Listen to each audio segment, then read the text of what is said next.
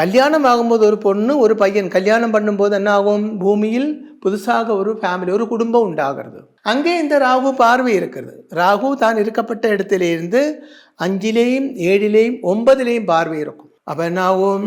2ஆம் இடத்தில் பார்வை குடும்பத்தை பிரிக்கும். இதுதான் மாங்கல்ய தோஷம்.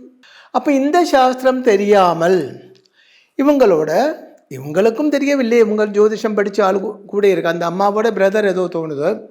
அவருக்கும் ஜோதிஷம் தெரிஞ்சும் இந்த சாஸ்திரம் தெரியாமல் போய்விட்டது. அவரோட ஃபேமிலி அஸ்ட்ராலஜராக இருக்கப்பட்ட அந்த ஆச்சாரியனுக்கும் இந்த சாஸ்திரம் தெரியாமல் போய்விட்டது. அவர் பார்த்தது இதுதான். குரு 7ஆம் இடத்தில் குரு பார்வை இருக்கிறது. அது ஒன்று மட்டும்தான் அவர் பார்த்தாங்க. மற்ற விஷயங்கள் அவர் பார்க்கறது இல்லை. இன்னொரு விஷயம் இருக்கிறது.